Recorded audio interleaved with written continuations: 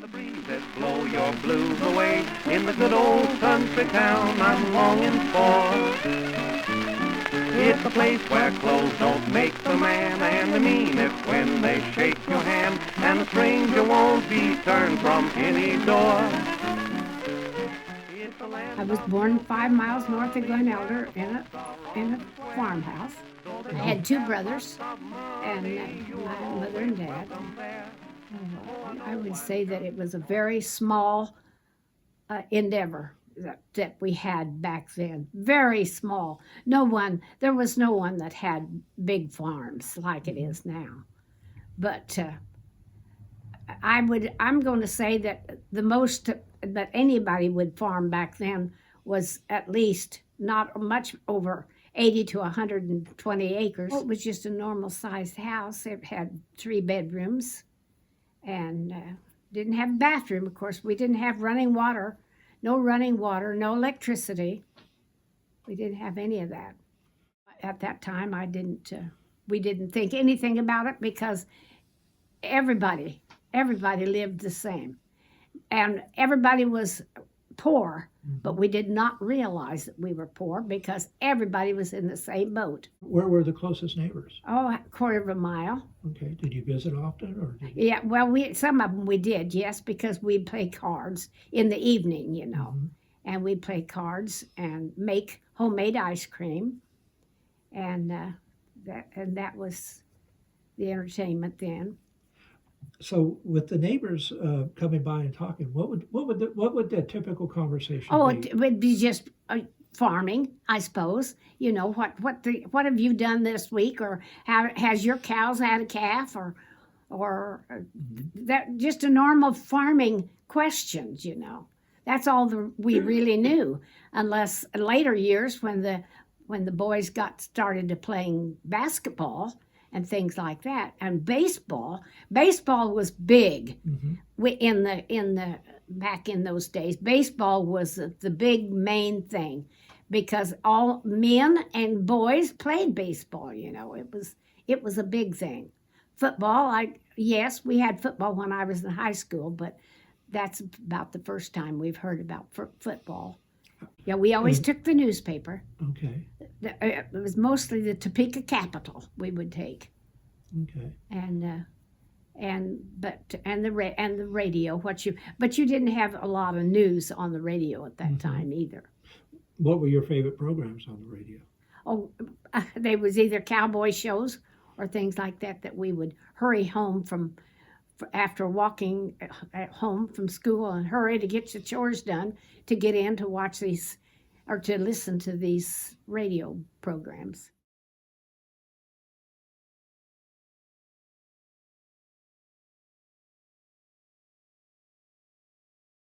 My great-grandparents gave the land where our church, our rural church was out there close to our farm.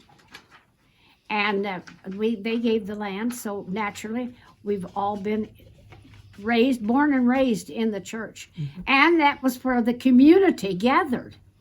That was on Sunday morning to gather in the church and visit, it's a farm community. So all the farmers around would come to the church, and my brother and I were the janitors of the church. So we would walk to the church, and then we would start the fire and get it ready for people to come to the church. And how well I remember sitting on the little chairs when my aunt was my Sunday school teacher, and it was such a homey atmosphere because it was your neighbors, it was your family, you more or less the community made a family. And so we would gather at the church, and as soon as church was out, we would hurry home and eat dinner and then go to a baseball game, because my brothers played baseball. And we would hurry home and play, but church was first. And I have been raised in the church, and I didn't, when I first came to church, I wasn't the pianist. But later on in 1960, I started playing the organ in church. It was a piano organ, is what it was. And I started playing in church until just here a few years ago when I fell and broke my hip. So I played that many years. And for funerals all over, and everything else. Yeah, I played, and I've taught Sunday school. Well, I think I've just about done every capacity there was in the church at one time. But and that, I'm not saying that to brag. I'm just saying it because to keep a church going, you have to take on a lot of responsibilities. And so in order to do that, why, if somebody wasn't going to be there, you needed to be a school teacher or a Sunday school teacher, you done that. Or if you wasn't, whatever, you just took a part, and it's still that way, isn't it, Jim? Sure is.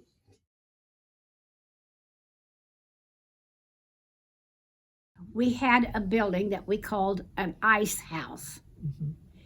And what it was a hole in the ground, and you used it to come down here. My dad and all the neighbors would come down here to Glen Elder. They would hitch up their horses in the morning at 4 o'clock, and they would come to Glen Elder, which was 5 to 6 miles. They went to the river, and they would cut hunks of ice out of the river and put it in the wagons and haul it back out to the farm, that 5 or 6 miles, with their horses, and put that ice in chunks in that ice house, layer by layer by layer. And it was not fit to use in your drinking water, but it was fit to use to make ice cream and things like that.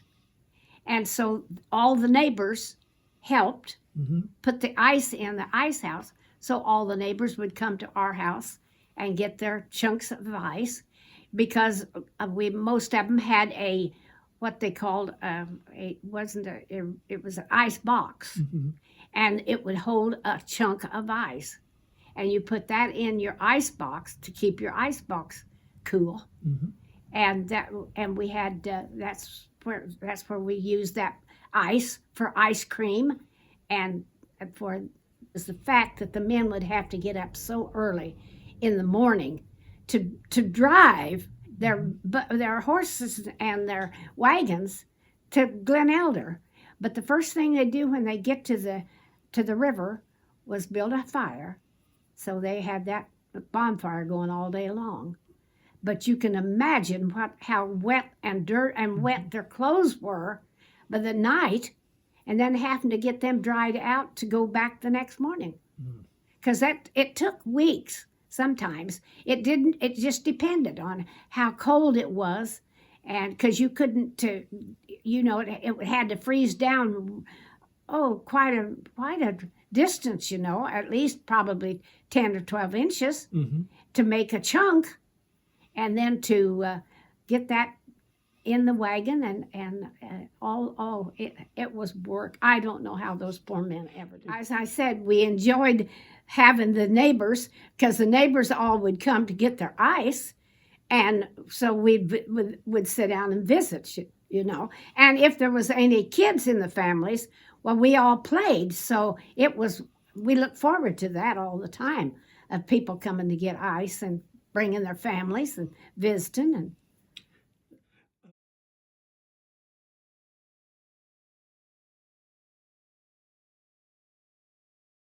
school was 5 miles away, 5.5 miles away, and we walked.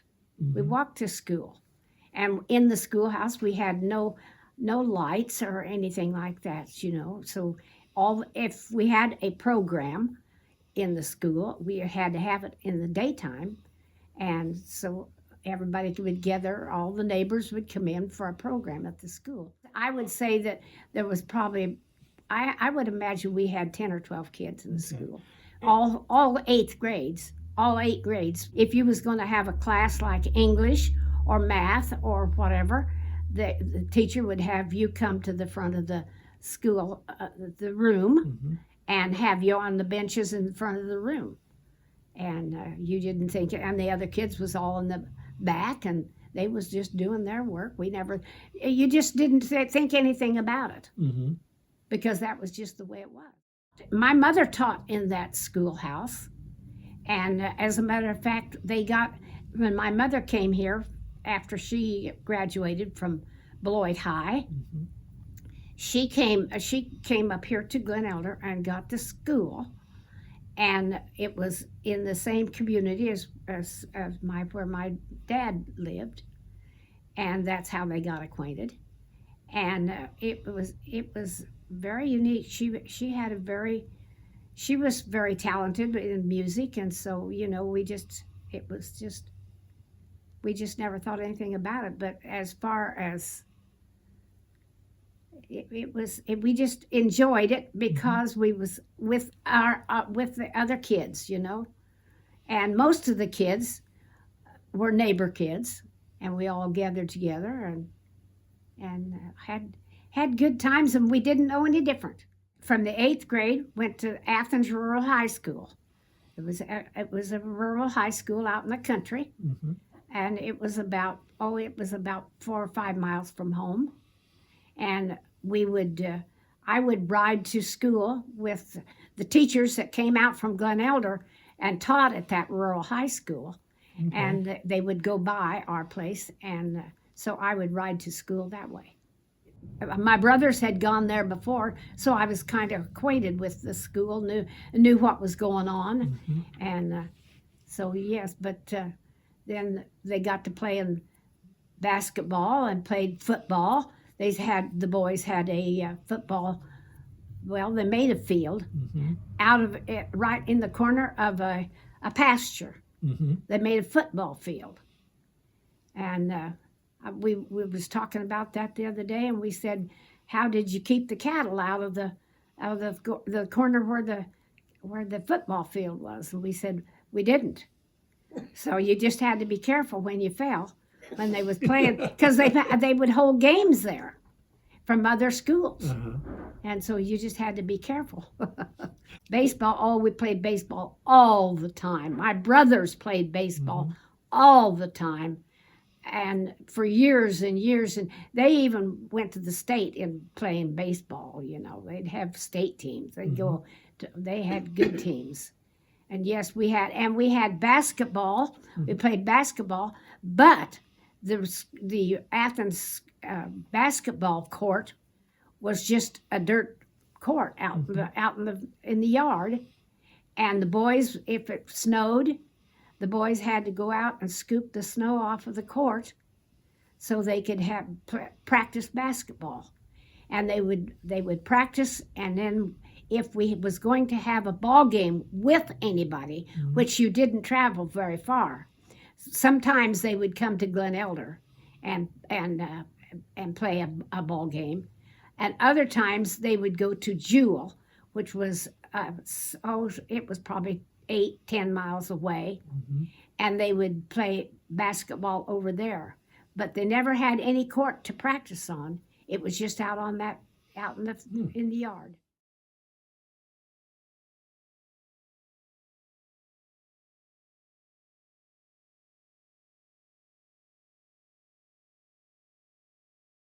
We would walk home from school, and then we would come home, and I was always to get a bucket of water, drinking water, because at that time you just had a bucket sitting there with everybody drank out of it.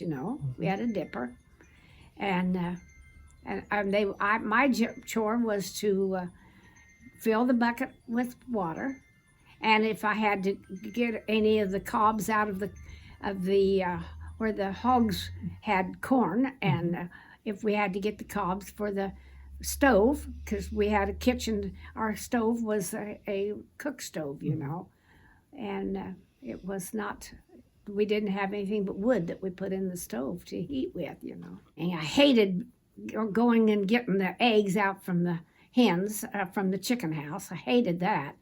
So I usually would throw something in there to make the hens go out before I would go in the chicken house because I was scared to death of chickens. They would peck you if you got your hand under them and to take their eggs from them. They would peck you, and I didn't like that, and I didn't like chickens anyhow.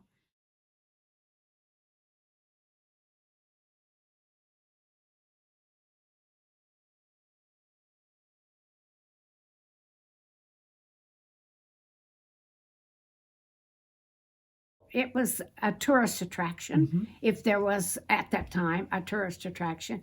But my people that my grandmother's great grandmother and all that, they went to this Waconda Springs for the water because it was supposed to be medicinal. And so they would go up there and have the hot baths and then the cold baths, you know. And then there was the man that run the springs was a chiropractor or whatever you want to call him. And we always visited at the springs and go up to where the pool was. And then down below the pool was a place that you could get a drink of the mineral water. Salty, yes, it was very salty. But we done that.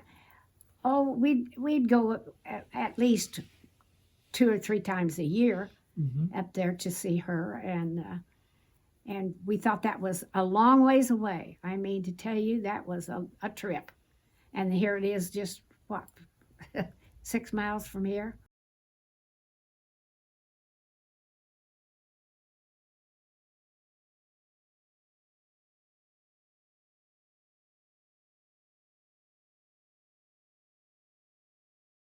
We would come to town once a week. That's all we would come. We would bring the cream out from the milk that the guys, we'd separate the milk from the cream.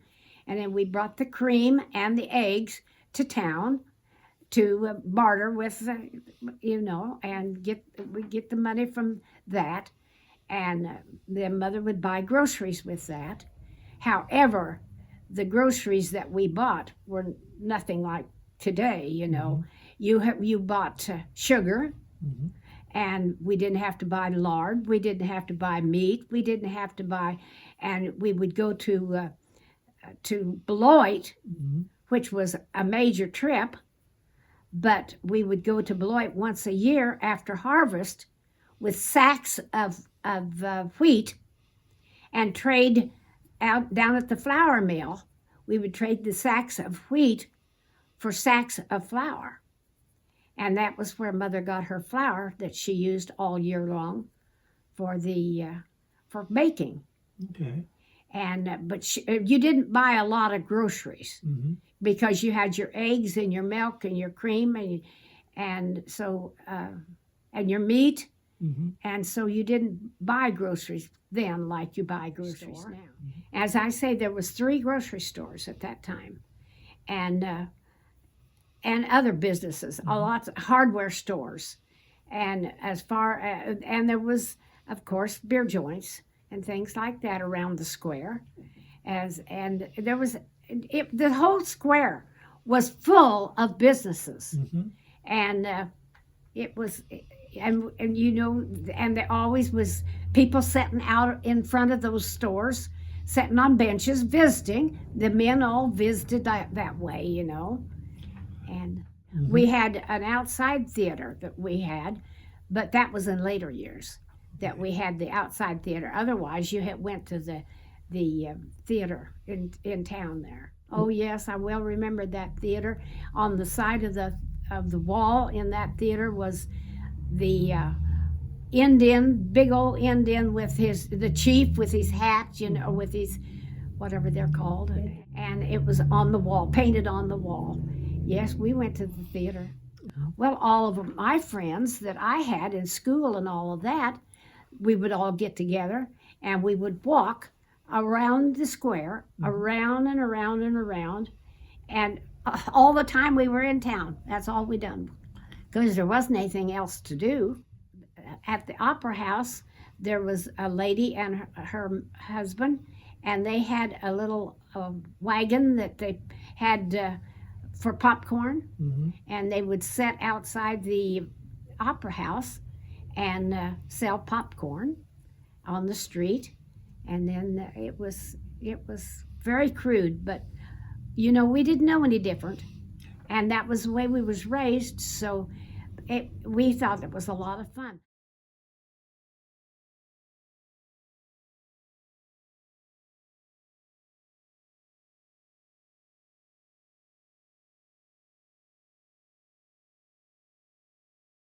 I took the course so that I could get my diploma and get my license. And then I taught that in school for 3 years. I taught 2 in that same school that I was telling you about. And then I went to Ionia and was in Ionia schools for a year. Oh, we had to come to Glen Elder or Beloit and take an exam, yes.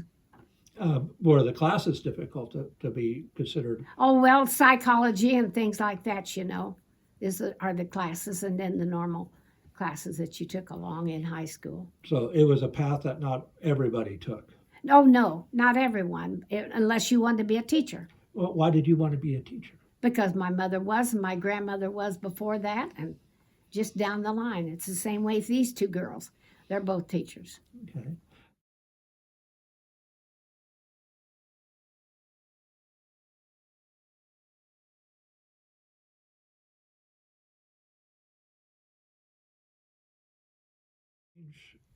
Oh, it was terrible. It was awful because all the boys around were going to war, and my brother went to war, and well, Max was in the service also.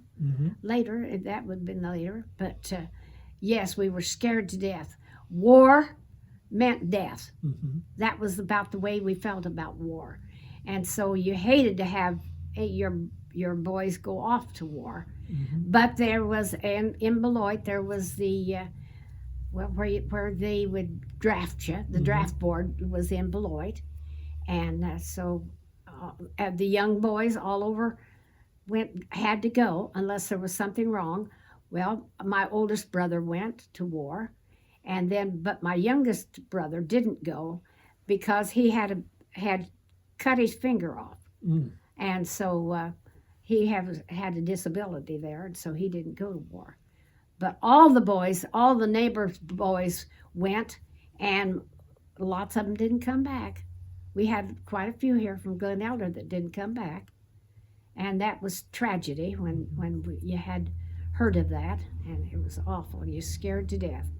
And now my sister-in-law my oldest brother was married and was in service in Colorado, and so he was going to be shipped overseas. So his wife and baby came back to Glen Elder and lived with us for a while. She was from Esbon, which is a little town up the road. Okay. And she lived with us for a while. Yes, we couldn't buy so many different things. Sugar was rationed, and you couldn't buy hose. We thought that was terrible. But you couldn't buy lots of different things.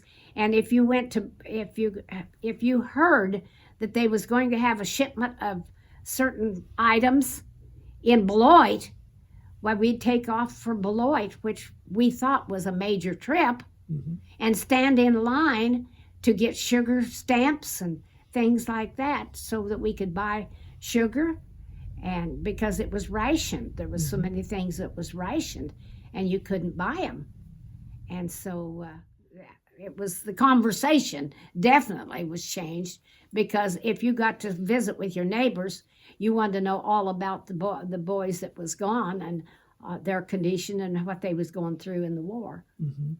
So you were scared to death that something would happen to them, And when my husband went, why, then I was writing him letters. So we wrote lots of letters. My mother would write every day or every week. She was sent, and we would bring that letter on Saturday night to town and meet the train and put that letter on the train, and so that would get shipped out at Glen Elder, and gone on to. And at Christmas time, I sent him a ring, and it was dangerous to do because you never knew whether he was going to get them or any packages. You never knew, because if some of the other boys would get a package, they might go through it and eat anything that was in it, and they didn't just stay particularly to their own mail. But anyhow, I sent him this ring, and would you know that was the only package that he got? And we have sent a lot of packages at Christmas time, but that was the only package that he received, was the one that had the ring in it.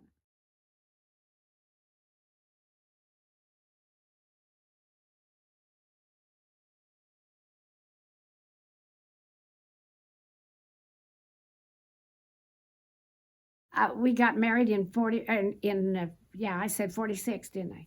So I guess that's when he came home. He came home with malaria. He was very, very ill with malaria. But, and we fought it for years. And, he finally got over it. So he was a farmer, and he farmed with his dad, but he also run a maintainer and would work on the roads. Okay. And grade the roads and keep them in good shape. And the first year after he got home, and his dad and brothers were farmers, and so they gave him 80 acres of wheat to cut. But it came a hailstorm and hailed it out, so we didn't have any wheat either to rely on for money. But he worked. He run the maintainer. And then we moved to another house, and then later we moved to another house, and that's when we got the water and electricity, and that we moved. That's the reason we moved, is because this house came vacant, and it had electricity. They had just put electricity in, so we moved there. Thrilled to death to have electricity. You just can't imagine what it's. Well, you just let your lights go out and see what it's. Oh my! But we thought we had the world by the tail, because, gosh, you had electricity, you had water. It was fantastic. At that time, we had gone into hogs, started raising hogs, and that was nothing but work, work, work.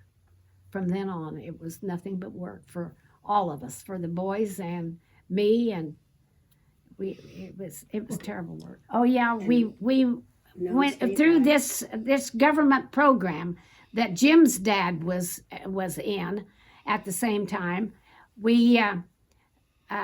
They took classes, and the teacher tried to steer you in a direction that was going to try to be your vocation.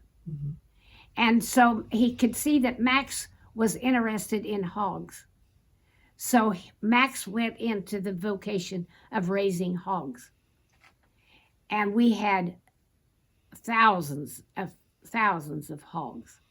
I can't tell you, I can't begin. And we started building buildings to put them in, and trying to keep up with, well, when you was having baby pigs out in the fields, it was so cold in the wintertime that we put big heaters in the hog houses, in the little sheds, so for the baby pigs to be born, and it would be warm in there. So we would set in those. I would set in one house, and Max would set in another house when we had sows that was farrowing, and trying to keep the baby pigs dry so that they would suck their mother and get their milk. And that went on for years and years and years, until we started building these bigger buildings and putting everything inside.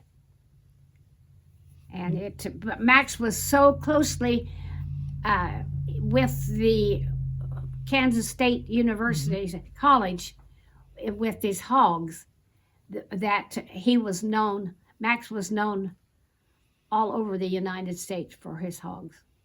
And we sold hogs all over the United States. Many, many, many hogs all over. And then we were chosen as the Kansas farm family one year. And that was, the plaque says, but I don't know. And in 1983, we were Kansas Farmer and Homemaker Award.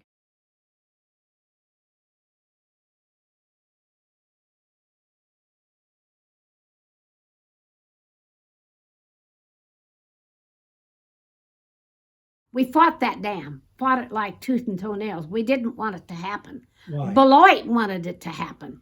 Beloit wanted it to happen, but we didn't because it was taking all the farmland. Beautiful farmland, farms out south of town. Beautiful farm grounds and farmlands. And we didn't want to see those farmers have to get moved out of their homes and build the dam. But we fought it like tooth and toenail, but it didn't do any good. And so Beloit was the stronger, and they wanted it. And because what Beloit wanted it for was because we had a flood, and Beloit flooded. And so they knew that if we could get this dam built here, that it would take care of the flood. And that's why Beloit fought. They was so for it because they wanted it for the flood control, which they got.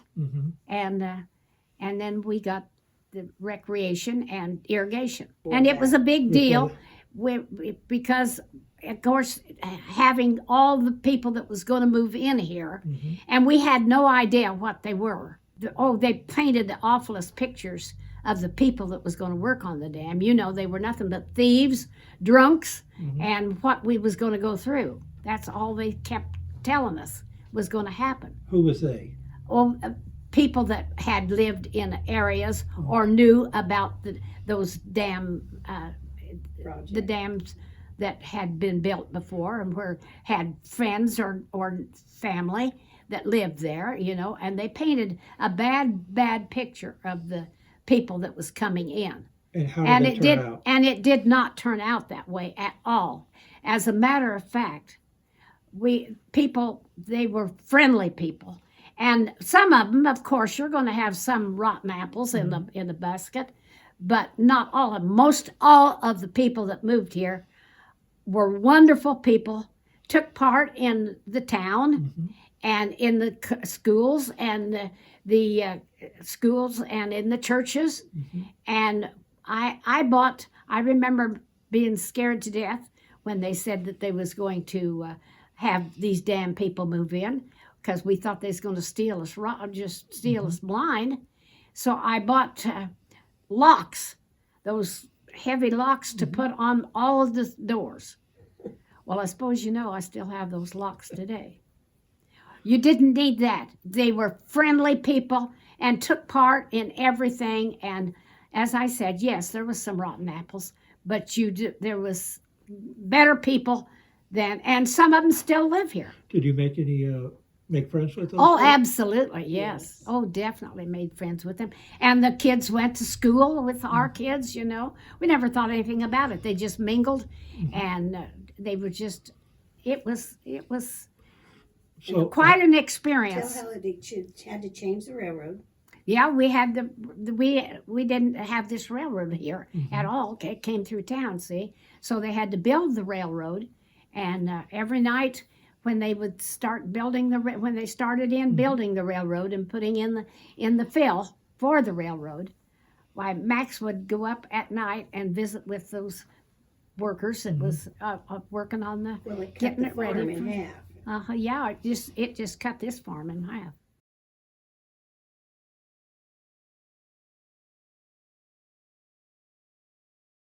As I said, my mother's folks moved to California. So in 1941, we went to California. My dad said we would go to see my mother's folks in California.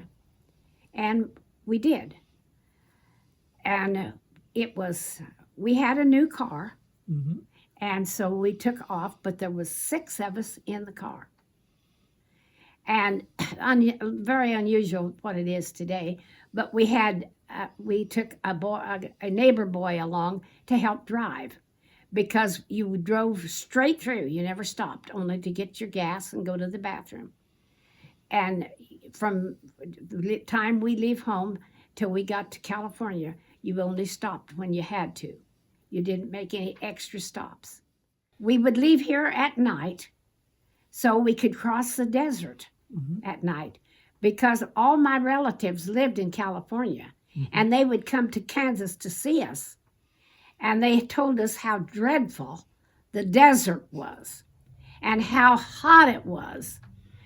They didn't know Kansas, but anyhow, that it was supposed to be so hot that we couldn't stand to cross the desert only at night.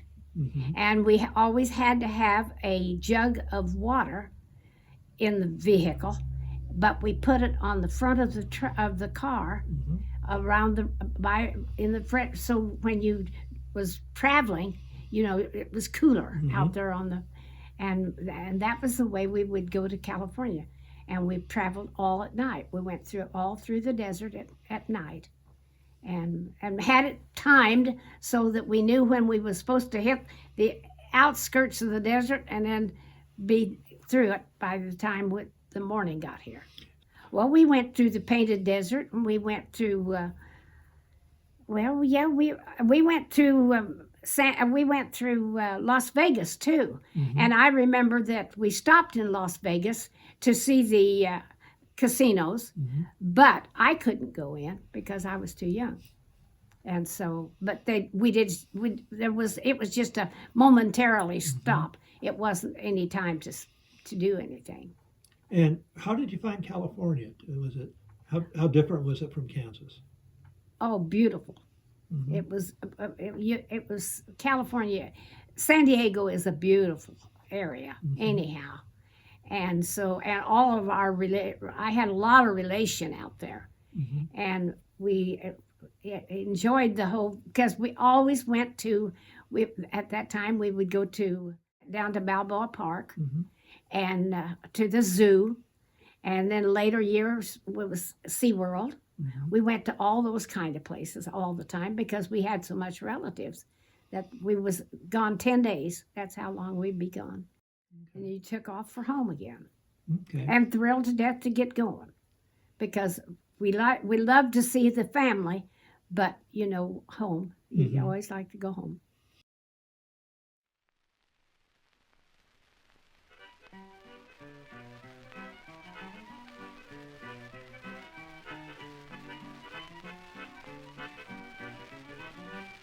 You just got to be satisfied where you're at and make the best of it, through thick and through thin.